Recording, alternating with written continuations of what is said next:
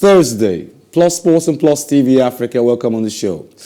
And too many things just baffle me about Nigeria. Mukao Tinubu, welcome on the show. Thank you for having me.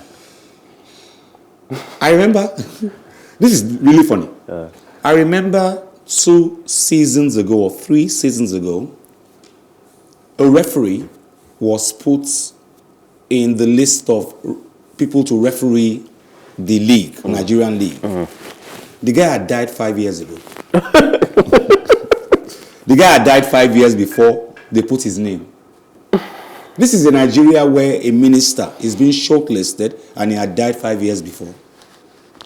Why don't we keep records? We buy everything we want to buy, but we don't keep records. We buy everything expensive. We don't maintain it. I understand that part. Why don't we keep records? I'll tell you why I'm saying this. Now, the Nigeria Football Federation has confirmed reports on the number of caps Super Eagles captain Ahmed Musa has for the national team. Now, Musa had only featured 98 times for the Eagles against the widely circulated information by the NFF, which stated that the Turkey-based forward played his 100th game for the Eagles in their 2-1 victory over Cape Verde. The NFF had... Okay, let's look at that. Let's look at that story. Ahmed Musa received 10 million naira from Amaju Pinnick for playing 100 games. Now, it's been confirmed now by international sources that he has actually played 98. It took international people to come and tell us that it's 98 games he has played, not 100. I mean, it goes to the maintenance culture that you mentioned earlier. For you to maintain any kind of infrastructure or any kind of institution, you need to keep adequate records that allow you to maintain awareness of where things need to be fixed, where things are still working in the right order, and do better for the next time. When you don't have a record of something as simple as what player has made it to a 100-game cap, a century of caps, it speaks to a lack of order. There's too much disorder within our football, within our sports in general, that things like these sail through without anyone noticing and it's so embarrassing that this kind of thing happens and we get corrected by people. It's like knowledge that should be ours to know. Someone else is correcting us on it. Could we look to the Americas, to the Europes, and say this player, Van Dijk, hasn't played this much games? No, we can't. Because it's their record to keep, and they know better than we do, because he's their player. The Netherlands are not going to ask us to come audit any of their sporting events because it's their responsibility. It's so sad. Now, on the flip note, on the humorous side, now at this point now, what happens to the 10 million I was given to him? It's gone. It's a down payment for that 100th game that he's going to pay. Okay. So there's no coming back from that. It would be an embarrassment. Nigeria and our wastefulness, yeah? They gave him 10 million for playing 100 games and he played 98. No. So, okay, we have paid him ahead of the 100 games. Ahead of time. A football fan was handed a suspended jail term in Britain on Wednesday for posting racist comments on social media, blaming 3 black players for England's Euro 2020 final defeat to Italy. Scott McChesky, 43, from Bonnaroo, North West England, singled out Marcus Rashford, Bukayo Saka, and Jadon Sancho in an abusive Facebook message after they missed their penalties in a shootout. He admitted a single charge at Warrington Magistrates Court of sending an offensive or abusive message by a public communication network and said he was deeply ashamed of his actions. He was handed a 14-week jail sentence, suspended for 18 months, and ordered to 30 days of rehabilitation work on racism and diversity overseen by the probation service. How can someone hates me without knowing me because of the color of my skin. You know, this story is... Sometimes when I hear stories like this, I want to get the full breadth of what happened. The guy will show very soon. And you can see the face of a shameless... That's him. That's him. On the one hand... How do you do this? On the one hand... And he's a Liverpool fan. Look at him. There's racism all across Europe. On the one hand, these players did miss penalties. They did miss golden opportunities to put England ahead on the night and to win the competition. So, of course, a passionate football fan would want someone to blame. And the people who miss, even if the chances they missed were at the very beginning of the match, when there was a whole 80 minutes left of the game to play to still win, fans still want to blame someone. We'll still harken back to those missed opportunities and say, if this had happened, we would have won. Unfortunately, racist people like this, oftentimes they ignore all of the quality, all of the good that these black athletes, these black footballers offer on the pitch before those missed opportunities. They're happy to jump up and down and claim team spirit and team effort when a black footballer scores. But when he misses 2 minutes later and the game ends 1-1 and the opposition ends up winning on penalties, then it's that miss that gets drilled down on as the cause of that. Never mind that no one else put themselves in that position to step up and score that missed opportunity that black player took the initiative to put himself in a position to take. It's unfortunate. Now, in these days of feminism, and people are saying they are feminists, the girls, our ladies are beginning to become, I won't agree, because we're girls, we won't agree, you know.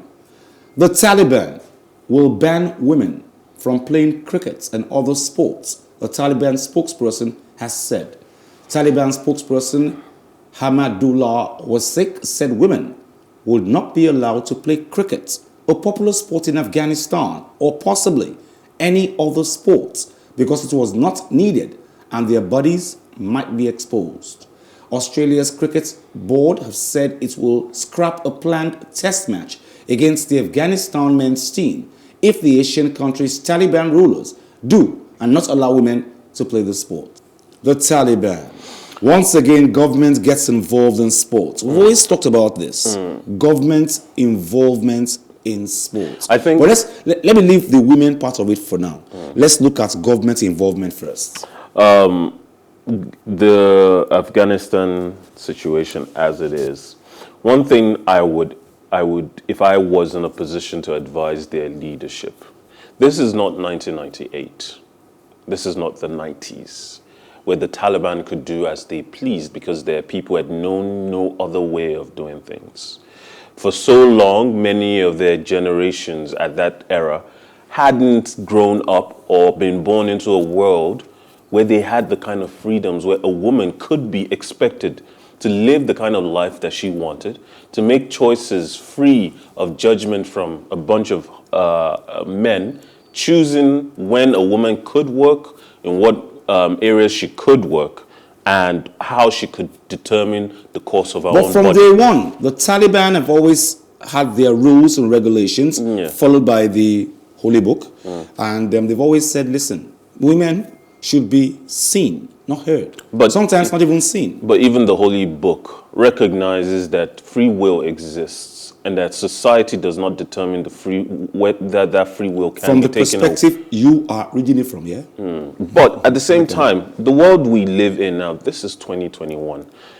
Once a people taste freedom, you would have to literally kill them for generations to rob them of the will. Now, cricket is a big sport in Afghanistan. It's a big sport across the Asia. The female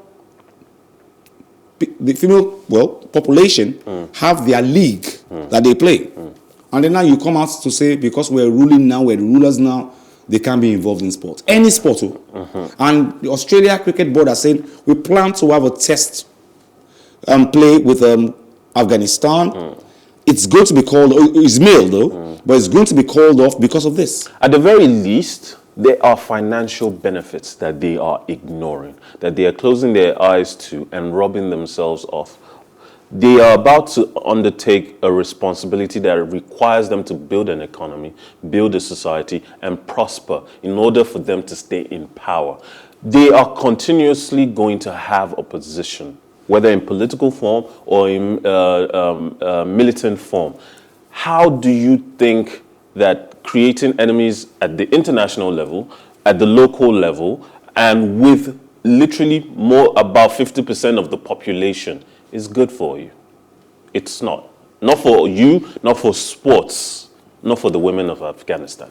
Can this man finish the year in grand style? Novak Djokovic again fought back from a set down to beat Martin Berrettini 5-7, 6-2, 6-2, 6-3 and move into the US Open semi-finals on Wednesday. The Serb now just 2 wins away from a 21st major that would complete a calendar year Grand Slam.